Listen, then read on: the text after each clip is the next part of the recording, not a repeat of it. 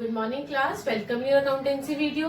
Accountancy के अंदर हम लोग हमारा अभी रिसेंट में चैप्टर 9 वॉल्यूम 2 का that is your issue of debenture complete करते रहे थे। आई होप कि वो आपको समझ आ गया होगा, क्योंकि उस चैप्टर का मैंने एक एक चीज एक एक इंपॉर्टेंट क्वेश्चन उठाया और वीडियो के अंदर डाला है जो आपके एग्जाम के पॉइंट ऑफ व्यू से जरूरी है। अब क्लास आज की वीडियो के अंदर हम लोग हमारा नया चैप्टर स्टार्ट कर रहे हैं, that is your redemption of debenture. अब ये होता क्या है, रिडम्पशन का वर्ड का मतलब क्या है, आइए क्लास सीखते हैं हम लोग। Redemption of debenture, redemption means, redemption का मतलब क्या होता है, इसका मतलब होता है रीपे करना। किस चीज का रीपे करना? लोन का रीपे करना taken by the company from debenture holder. अभी हम लोग चैप्टर 9 में यानी कि इशू ऑफ डिवेंचर्स में पढ़कर आए थे कि जो कंपनी है वो डिवेंचर होल्डर से लोन उठाती है, पढ़कर आए थे ना, और कंपनी उस लोन के बदले में डिवेंचर होल्डर को डिवेंचर्स देती है। यही पढ़ा था जिसे हम लोग इशू करना कह रहे थे डिवेंचर्स का। अब 4 साल के लिए आपने इस डिवेंचर होल्डर से पैसा उठाया था। 4 साल बाद ये डिवेंचर होल्डर कंपनी के सामने आके खड़ा हो जाता है और कहता है भाई लाओ 4 साल हो गए, मुझे मेरा पैसा वापस करो। अब जो हम लोग एंट्रीज कर रहे हैं वो हम लोग रीपे की कर रहे हैं कि जो लोन कंपनी ने इस डिवेंचर होल्डर से उठाया था, अब 4 साल बाद टाइम आ गया उस पैसे को रीपे करने का इस डिवेंचर होल्डर को। अब क्या करना है? रीपे करना है, रिडीम करना है, रिडम्पशन करना है डिवेंचर्स का। तो ये हम लोग पढ़ेंगे रिडम्पशन ऑफ डिवेंचर्स में, that is your chapter number 10। Clear है? आई होप कि ये समझ में आ गया, क्योंकि ये चैप्टर है किस चीज के ऊपर बेसिक। आगे बढ़ती हूँ। Sources of redemption of debenture. अब सोर्सेज यानी कि जो पैसा आप रिटर्न कर रहे हो 4 साल बाद, वो कहां से आ रहा है पैसा? या तो कंपनी की पूंजी में से, भाई कोई एसेट है, एसेट को बेच के दे रहे हो पैसा वापस, या कोई पूंजी आपके पास एक्स्ट्रा है उसमें से दे रहे हो आप पैसा वापस रिडीम करने की। अपनी पूंजी में से आप अपना पैसा रिडीम कर रहे हो, डिवेंचर का रीपे कर रहे हो। दूसरा सोर्स होता है आउट ऑफ प्रॉफिट। 4 साल बाद आया है ना, 3 साल में आपने इतना प्रॉफिट अर्न कर लिया कि मान लो 10 लाख का लोन उठाया था, 4 साल बाद आपको 10 लाख रुपए देने थे। तो जब डिवेंचर होल्डर 4 साल बाद आया तो आपने अपने इन 3 सालों में जो प्रॉफिट अर्न करा, इन 4 सालों में जो प्रॉफिट अर्न करा उसमें से 10 लाख रुपए निकाले और डिवेंचर होल्डर को दे दिए। एक ये तरीका होता है। दूसरा तरीका कि आप रिडम्पशन कैसे करेंगे? Out of capital and profit, इन दोनों को मिला के, थोड़ा पूंजी में से ले लिया, थोड़ा प्रॉफिट में से ले लिया, दोनों को मर्ज करके आपने रीपे कर दिया लोन। तो ये 3 सोर्सेज होते हैं जिनके थ्रू हम लोग हमारे डिवेंचर्स की रीपेमेंट करते हैं, रिडम्पशन करते हैं हम लोग डिवेंचर्स का। ठीक है। Accounting treatment for redemption account to companies act 2013 and SEBI's guidelines. Class क्या होता था, कई बार हम लोग करते थे कि एंट्रीज को ऊपर नीचे कर देते थे कि हाँ भाई चलो कोई बात नहीं चल जाएगा, लेकिन जो रिडम्पशन की एंट्रीज होती है ना, जो अब हम लोग आगे हमारे 5 इसके स्टेप्स पढ़ने वाले एंट्रीज के, वो कभी भी ऊपर नीचे मत करना। अगर कर दिया तो वो आपका बिल्कुल गलत होगा। ये सेबी की गाइडलाइंस है, ये हमारी कंपनीज एक्ट 2013 की गाइडलाइंस है कि जिस हिसाब से मैं आपको एक एक करके पढ़ाने वाली हूँ इसकी एंट्रीज, उसी तरीके से आपको चलना है। इसमें कुछ भी आप लोग अपनी मर्जी से नहीं कर सकते। ठीक है। सबसे पहले रिडम्पशन का प्रोसेस स्टार्ट कर रही हूं। सबसे पहले क्या होता है, रिडम्पशन के टाइम पे आपको DRR क्रिएट करना पड़ता है, जिसका पूरा नाम है debenture redemption reserve. Debenture redemption reserve, creation of debenture redemption reserve. आपको एक मटका बना के रखना पड़ता है। कब? जब आप लोन लेते हो उसी के बाद, जब आप डिबेंचर्स पे पैसा उठाते हो उसी के बाद आपको DRR क्रिएट करना पड़ता है। वो क्रिएट होता कैसे है देखिए, या तो general reserve account debit, general reserve से, या dividend equalization reserve account debit, जिसमें से ये 99% चांस होता है पेपर में ये दोनों क्वेश्चन में गिवन नहीं होते हैं। लेकिन surplus that is your balance and statement of P&L account debit to DRR। हाँ, सरप्लस मोस्ट प्रोबेबली आपका एग्जाम में गिवन होता है कि सरप्लस से आपको DRR बनाना है। एक सरप्लस का मटका है, उसमें से आपको पैसा ट्रांसफर करना है DRR के मटके में, कि हाँ भाई 4 साल बाद हम लोग इजीली अपना रीपेमेंट कर सके। और इसकी जर्नल, इसकी नरेशन हो जाएगी being amount transfer to DRR, कि सरप्लस में से आप अपना पैसा ट्रांसफर कर रहे हो DRR में। अब DRR के रिगार्डिंग कुछ जरूरी इंफॉर्मेशन है जो सेबी ने और कंपनीज एक्ट ने निकाली है, वो आपको पता होनी चाहिए। क्या? DRR should be 25% of the face value of debenture. जो हम DRR क्रिएट करते हैं ना, ये DRR हमेशा सिर्फ 25%, 25% होना चाहिए किसका? डिबेंचर की फेस वैल्यू का। जब करेंगे तब और अच्छे से समझ में आ जाएगा। ये चीजें आपसे एमसीक्यू में, वन वर्ड में, फिल इन द ब्लैंक्स में पूछी जा सकती हैं, तो ध्यान से सुनना, थ्योरी के पर्पज से भी इंपॉर्टेंट है। आगे बढ़ती हूँ। DRR should be created any time before redemption. Redemption करने से पहले आप DRR कभी भी फॉर्म कर सकते हैं।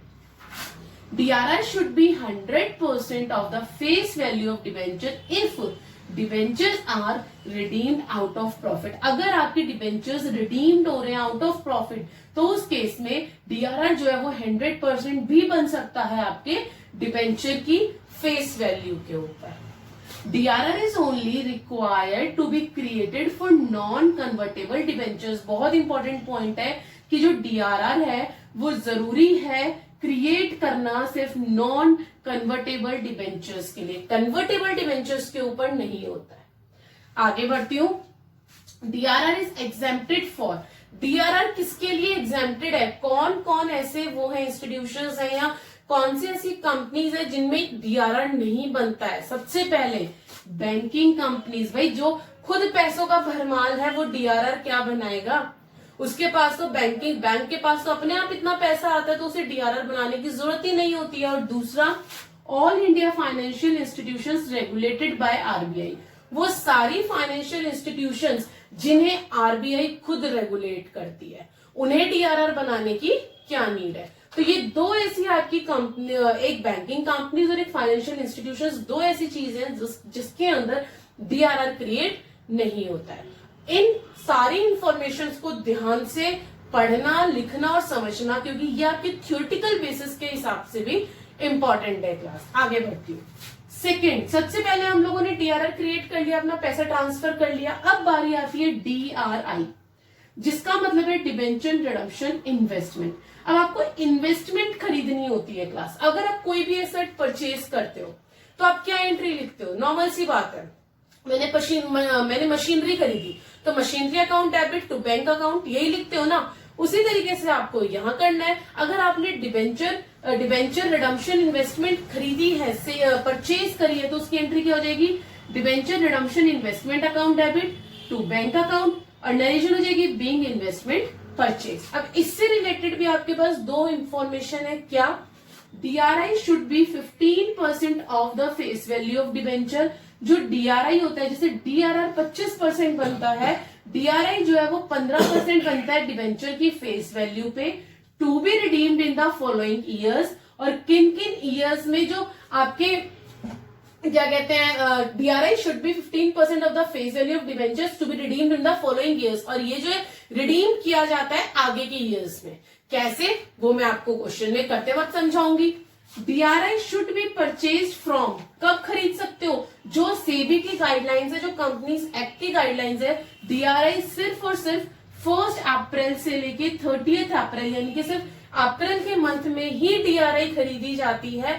और किसी भी मंथ में DRI अगर आप खरीदते हैं तो आप लोग गाइडलाइन से अलग जा रहे हैं, सेबी की और कंपनीज एक्ट की। इसीलिए अगर DRI परचेज करनी है तो it should be only in the 1 April to 30 April.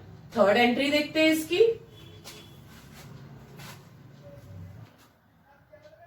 Yes class, next third entry क्या होगी इसके अंदर?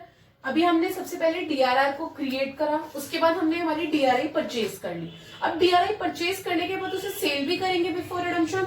तो देखिए, बिफोर रिडम्पशन DRI सोल्ड। अब आप अपनी DRI को सोल्ड करेंगे तो उसकी एंट्री हो जाएगी bank account debit, TDS collected account debit to DRI to interest earn account, और एंट्री नरेशन हो जाएगी बीइंग DRI सोल्ड। चिंता मत करो, घबराओ मत। अब ये एक मैंने आपके लिए यहाँ पे एग्जांपल लिया है जिसके थ्रू मैं आपको ये सारी एंट्रीज और अच्छे से क्लियर कर दूंगी।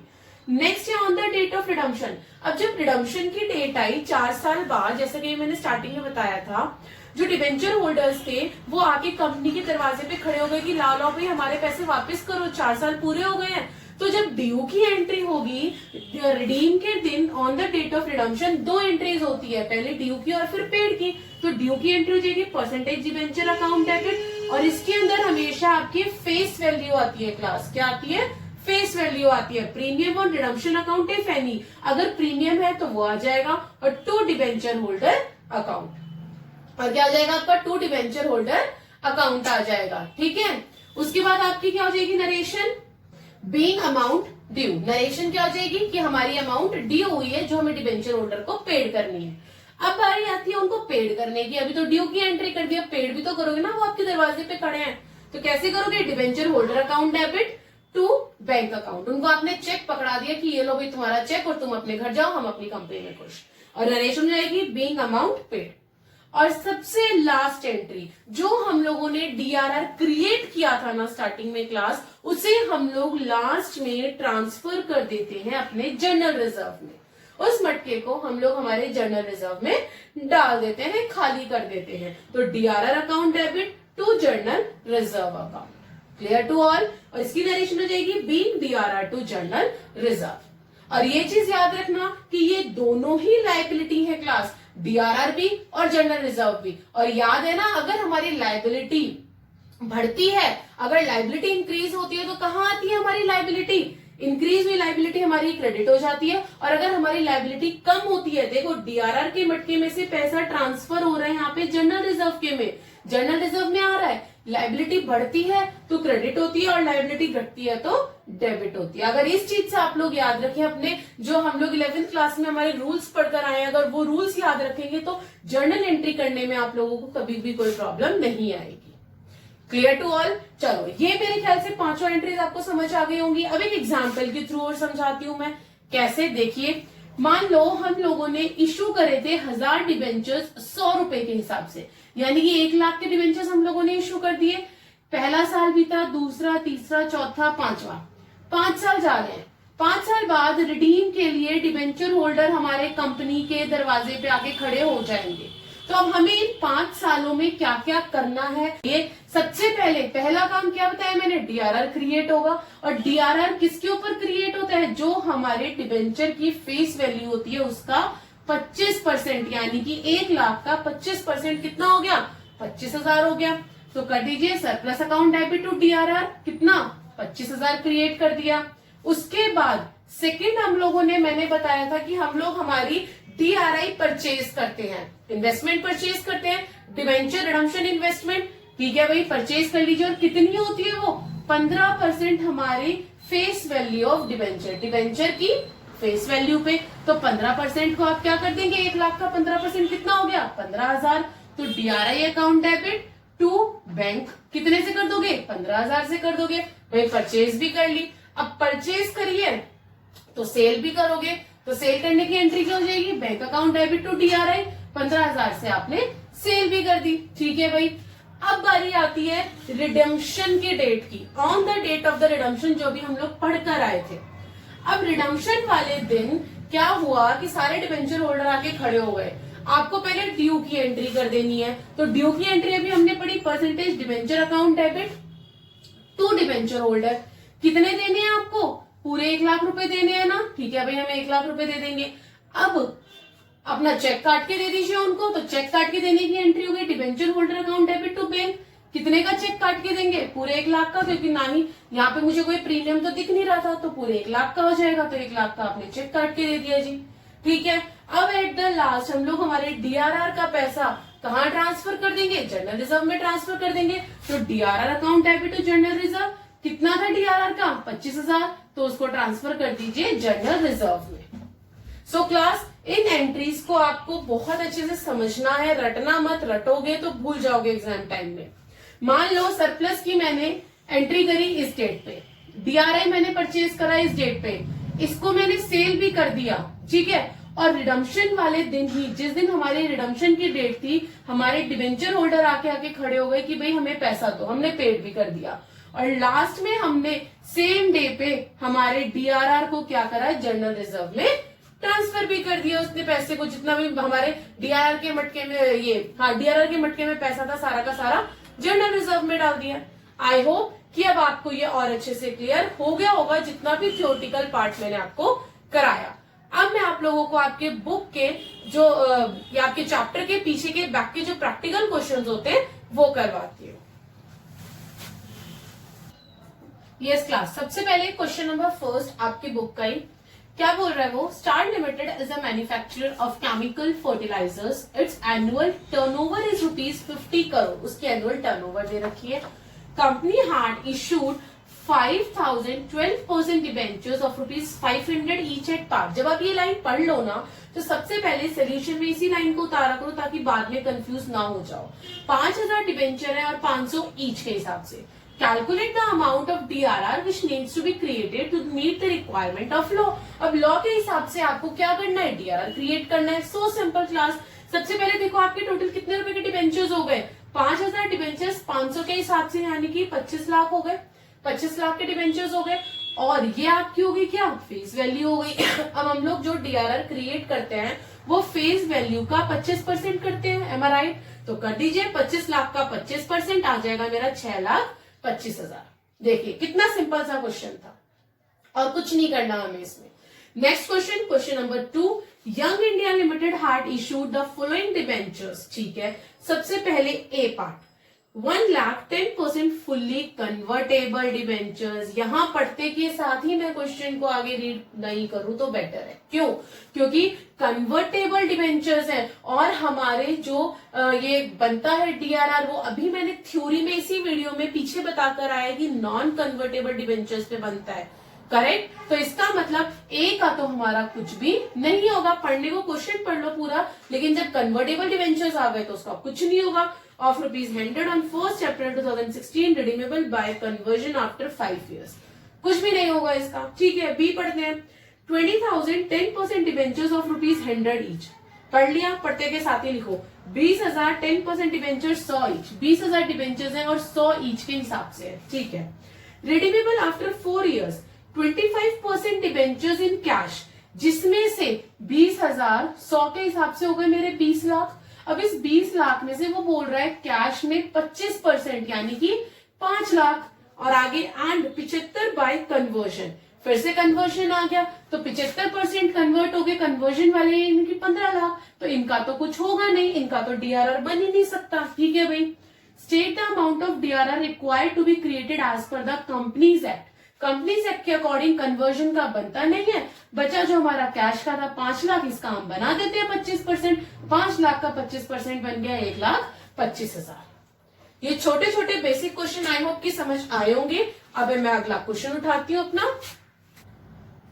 Yes class, question number 4, next question हमारा, निर्भय chemicals limited issued 10 lakh 6% debentures of ₹50 each. ठीक है, पहले मैंने क्या बोला, जैसे जैसे इंफॉर्मेशन पढ़ो नीचे लिखते चले जाओ। ठीक है भाई, 10 लाख के डिबेंचर्स और एक डिबेंचर की वैल्यू है 50 रुपए at a premium of 8% on 30 जून 2018। देखिए प्रीमियम आ गया, इश्यू के ऊपर क्या है, प्रीमियम है, तो लिख लीजिए कि इश्यू कितने परसेंट पे प्रीमियम है, 8% पे, तो issue at the rate 8% premium. ठीक है भाई, redeemable on 30th June 2019, the issue was fully subscribed। Pass journal entry for issue and redemption of debenture. Okay, इस बार आपको चैप्टर 9 की भी एंट्रीज करनी है, इशू ऑफ डिबेंचर की, और चैप्टर 10 जो हम कर रहे हैं इसकी भी एंट्रीज करनी है, that is your redemption of debenture. How much amount should be transfer to DRR, ये भी बताना है DRR में कितना अमाउंट ट्रांसफर होगा before redemption of debenture. Also state how much amount should be invested in specified securities, और securities क्या है हमारी यहाँ, DRI है। तो इसका मतलब इशू प्राइस हमारा, देखो क्लास, एक डिबेंचर 50 का है, फेस वैल्यू 50 है, प्रीमियम के ऊपर है 8%, तो टोटल मेरा इशू प्राइस क्या हो गया, 54 हो गया, 50 + 4 4 रुपए प्रीमियम का हो गया और 50 रुपए आपकी फेस वैल्यू होगी, तो टोटल इशू प्राइस मेरा 54 हो गया। और नंबर ऑफ डिबेंचर्स मैंने आपको निकालने बहुत अच्छे से सिखाए थे पिछले चैप्टर के अंदर, तो इसके नंबर ऑफ डिबेंचर्स जो निकलेंगे वो मेरे निकलेंगे 20,000। अब आपको DRR DRI भी निकालना है और issue of redemption, issue of debenture और रिडम्पशन ऑफ डिबेंचर दोनों की एंट्रीज भी करनी है। ठीक है भाई, सबसे पहले हम लोग इशू की एंट्री करते हैं। इशू करा था 30 जून 2018 को, तो मैंने यहाँ डेट डाल दी 30 जून 2018। सबसे पहले bank account debit to debenture application and allotment lump sum पे है, क्योंकि इसमें मुझे कोई वैफिकेशन तो दे नहीं रखी, एप्लीकेशन पे कितना है, अलॉटमेंट पे कितना है, फर्स्ट कॉल पे कितना है। तो bank account debit to debenture application and allotment total कितना है इशू प्राइस 54 है ना, तो 54 इंटू टोटल डिवेंचर्स कितने थे 20,000, 54 इंटू 20,000 यानी कि 10,80,000। कितना आ जाएगा 10,80,000। ठीक है, अब debenture application and allotment account debit to 6% debenture to security premium reserve account. कितना देखो 10,80,000 टोटल थे, जिसमें से 50 फेस वैल्यू थी, तो 50 इंटू 20,000 कितना हो गया 10 लाख, और 4 इंटू 20,000 हो गया 80,000। ये दो तो हो गई क्लास मेरी इशू की एंट्री। अब मैं करती हूँ रिडीम की एंट्री। रिडम्पशन कब हुआ था 30 जून 2019, तो डेट डाल दीजिए 30 जून 2019 की। और सबसे पहले रिडीम की एंट्री में आप क्या करोगे, ड्यू की entry 6% debenture account debit to debenture holder account. Total कितने डिवेंचर्स थे 10 लाख डिवेंचर्स थे, तो 10 लाख मैंने यहाँ पे डाल दिया अमाउंट। अब उन्हें पे कर दीजिए, debenture holder account debit to bank account 10 lakh, उन्हें हमने पे भी कर दिया। तो ये दोनों एंट्रीज मेरी हो गई क्लास रिडम्पशन की, रिडम्पशन ऑफ डिवेंचर की। और एक बात बता दो, आप लोगों को ये शॉर्ट फॉर्म्स यूज नहीं करनी है। डिवेंचर होल्डर है, मैंने यहाँ डीएच लिखा है, लेकिन आप लोगों को ये यूज नहीं करना है, आपको फुल फॉर्म ही लिखनी है। अगर आपने शॉर्ट फॉर्म लिखा तो आपके मार्क्स कट हो जाएंगे, चाहे वो स्कूल हो चाहे वो आपका सीबीएसई बोर्ड ही क्यों ना हो। क्लियर है, चाहे आप बोर्ड के एग्जाम्स में भी लिख कर आएंगे तो भी आपके मार्क्स कट हो जाएंगे। ठीक है भाई, मैंने दोनों चीजें कर ली, जर्नल एंट्री मैंने इशू की भी कर ली, रिडम्पशन की भी कर ली। अब मुझे डीआरआर की और डीआरए की अमाउंट निकालनी है। तो डीआरआर मेरा होता है 25% किसके ऊपर, फेस वैल्यू। टोटल डिवेंचर्स कितने थे 10 लाख, तो 10 लाख का 25% आ गया कितना 2,50,000। उसी तरीके से 10 लाख का 15% निकाल लूंगी तो मेरी डीआरआई आ जाएगी 1,50,000। देखा कितना सिंपल क्वेश्चन था। आई होप कि आपको समझ आ गया होगा। आगे बढ़ती हूँ next question, question number 6। Question number 6 क्या कह रहा है, SRCC limited had issued on 1 April 2017 20,000 12% debentures of ₹100 each. ठीक है, redeemable by draws of lots as under. Draws of lots का क्लास यहाँ पे मतलब क्या है बता देती हूँ मैं। इसका मतलब होता है कि जब आपने किसी से पैसे उधार लिए हैं और उसको आप एकदम से ना देके हर साल कुछ कुछ परसेंट हिस्सा दे रहे हो, जैसा कि इस कंपनी ने करा है, एसआरसीसी कंपनी ने, कि पहले साल तो उसने 15% दिया, फिर 19 में उसने 25% दिया, फिर 20 के एंड में उसने 15%, फिर 21 में 25% और लास्ट में फिर उसने 20%। यानी कि जब हम इंस्टॉलमेंट्स में ड्रॉ ऑफ लॉट्स, इसको हम ड्रॉ ऑफ लॉट्स बोलते हैं, कि जब हम कुछ कुछ परसेंट हिस्सा हर साल पे कर रहे हैं हमारे डिवेंचर्स का, उसको कहते हैं ड्रॉज ऑफ लॉट। ठीक है, आगे बढ़ती हूँ। हाउ मच मिनिमम इन्वेस्टमेंट और deposit should be made by SRCC limited. कितनी इन्वेस्टमेंट यानी कि डीआरआई इसको करनी चाहिए एसआरसीसी लिमिटेड को एज पर companies act 2013 before redemption of debenture, when should it be made. ठीक है भाई, सबसे पहली चीज मैं यहाँ पे मेरा डायग्राम बना रही हूँ, जिसमें मैंने 1 अप्रैल 2017 को क्या करा है, डिवेंचर्स इशू करें। देख लीजिए इशू कब करें, 1 अप्रैल 2017 को करें। कितने डिवेंचर्स 20,000 डिवेंचर्स करें और 100 के, यानी कि आपके टोटल 20 लाख के डिवेंचर्स हो गए क्लास, 20 लाख रुपए हो गए आपके। ठीक है भाई, अब एक साल उसने मेरे को टोटल 22 तक दिया है, तो पहला साल हो गया मेरा 17 से 18, दूसरा साल हो गया 18 से 19, तीसरा साल हो गया 19 से 20, चौथा साल हो गया 20 से 21 और पांचवा साल हो गया 21 से 22। अब हर साल में कितना कितना परसेंट दे रहे हो। फर्स्ट ईयर में आपने 15% दिया, सेकंड में 25 दिया, थर्ड में 15 दिया, फोर्थ में 25 दिया, फिफ्थ में 20% दिया। अब देखना क्लास, ध्यान से सुनना, मैं इधर से रब कर रही हूँ। आई होप कि आप लोगों ने समझ लिया होगा क्वेश्चन और उतार भी लिया होगा। अब देखना क्लास ध्यान से, मैंने यहाँ लिखा हुआ है, स्टिल मैं आप लोगों को समझा देती हूँ। जो उसने 31 मार्च 2018 को दिया 20 लाख का 15%, कितना हो गया मेरा 3 लाख हो गया, 20 लाख का 15%। अब उसने मुझसे डीआरआई पूछा है क्लास, कितनी इन्वेस्टमेंट, तो 3 लाख का 15% निकाल देंगे आप, जो कि कितना आ जाएगा मेरा 45,000 पहले साल का। दूसरा 31 मार्च 2019 20 लाख का 25%, तो 20 लाख का 25% कितना हो गया मेरा 5 लाख हो गया। ठीक है भाई, और ये 5 लाख का 15% कितना आ जाएगा मेरा, 5 लाख का 15% कितना हो गया 75,000 हो गया। ठीक है, ये हमारी इन्वेस्टमेंट है जो हमें करनी है, जो हमें एसआरसीसी को बतानी है। फिर 31 मार्च 2020 में अगेन 15%, यानी कि 20 लाख का 15% हो गया 3 लाख, और 3 लाख का 15% हो गया क्लास मेरा 43,000। क्लियर हुआ। नेक्स्ट ईयर है 31 मार्च 2021। इसमें क्या हो जाएगा, 20 लाख का 25% यानी कि 5 लाख हो गया, और इसका 15% आ जाएगा मेरा 75,000। ठीक है। और लास्ट 31 मार्च 2022, इसमें कितना है, 20 लाख का 20% यानी कि 4 लाख, और इसका 15% कितना हो गया मेरा, कितना हो गया, 60,000। समझ में आया। उसने मुझसे पूछा था कि मुझे इस कंपनी को बताना है कि कितना मुझे मिनिमम इन्वेस्टमेंट इस कंपनी को करनी चाहिए, मुझे ये चीज कंपनी को बतानी थी। तो देखिए क्लास उसने कितना कितना परसेंट दिया, उस हिसाब से हमने उसकी सारी इन्वेस्टमेंट उसे निकाल के बता दी कि किस साल में उसकी कितनी इन्वेस्टमेंट होनी चाहिए।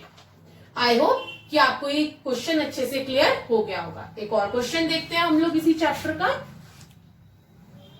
यस क्लास, क्वेश्चन नंबर 7 क्या कह रहा है, ध्यान से सुनिए। IFCI limited, all India financial institution. इस वर्ड को देख के कुछ याद आ रहा होगा जो मैंने थ्योरी में बताया था कि जितनी भी फाइनेंशियल इंस्टीट्यूशंस होती हैं उसमें DRR क्रिएट नहीं होता है। ठीक है। Issued 10 lakh 9% debenture of 50 each on 1 अप्रैल 2011, रिडीमेबल ऑन 1 अप्रैल 2019। आगे क्या बोल रहा है, how much amount of DRR is required before the redemption of debenture. ये चीज तो पहले ही हो गई कि भाई DRR तो मेंटेन ही नहीं होगा, DRR तो क्रिएट ही नहीं होगा। क्यों, क्योंकि ये हमारा फाइनेंशियल इंस्टीट्यूशन है। Also pass journal entry for issue and redemption of debenture, जो भी हम करके आ चुके हैं कि 2 एंट्री आपकी इशू की हो गई, 2 एंट्री आपकी रिडम्पशन की हो जाएगी। तो पहली हो जाएगी आपकी, देखो इशू कब करा है, 1 अप्रैल 2011 को, 1 अप्रैल 2011 को। हाँ जी क्लास, इशू रिडीम करा है ईच ऑन, एक मिनट, हाँ ठीक है, रिडीम करा है 1 अप्रैल 2019 और इशू करा है 1 अप्रैल 2011। तो इशू की डेट डाल दीजिए, इशू की एंट्री से पहले 1 अप्रैल 2011। Bank account debit to debenture application and allotment पार पे था, हमारे पास कोई प्रीमियम नहीं था, कुछ भी नहीं था, तो डायरेक्ट डाल दीजिए 5 करोड़ 5 करोड़ डाल दिए, क्योंकि आपके यहाँ पे कितने थे, 10 लाख इंटू 50, तो 10 लाख इंटू 50 करोगे तो कितना आ जाएगा, 5 करोड़ आ जाएगा। आगे बढ़ती हूँ, debenture application and allotment account debit to 9% debentures, 5 crore से अमाउंट आ जाएगी आपकी। तो सबसे इजी चैप्टर है क्लास। आगे रिडम्पशन की एंट्रीज कर दीजिए, वही दोनों रिडम्पशन की एंट्रीज हो जाएंगी। और डेट डालना मत भूलना, 1 अप्रैल 2019 को हमने रिडीम करा है तो हमने डेट डाल दी। सबसे पहले 9% debenture account debit to debenture holder account, कितने से, 5 करोड़ से। भाई जब 5 करोड़ के इशू करें तो 5 करोड़ तो रिडीम करोगे ना। और लास्ट में debenture holder account debit to bank 5 crore. So class, आज की वीडियो के अंदर मैंने आप लोगों को बेसिकली इस चैप्टर की ओवरऑल थ्योरी कि इस चैप्टर के अंदर है क्या, और जो क्वेश्चंस आपके MCQ के अंदर, फिलअप्स के अंदर आ सकते हैं, वो थ्योरी के अंदर सब कुछ मैंने बताया है। तो और उसके बाद फिर हम लोगों ने हमारे कुछ बुक के जो चैप्टर के पीछे के बैक के प्रैक्टिकल क्वेश्चंस होते हैं वो उठाए हैं। आई होप कि आपको सारा समझ में आ गया होगा। अब नेक्स्ट वीडियो में हम लोग हमारे और आगे के क्वेश्चंस उठाएंगे ताकि आपको ये चैप्टर और अच्छे से क्लियर हो जाए। तो please like, share and subscribe the channel ताकि आगे जो नेक्स्ट वीडियो में बनाने वाली हूँ वो आप तक इजीली पहुंच सके। Thank you class.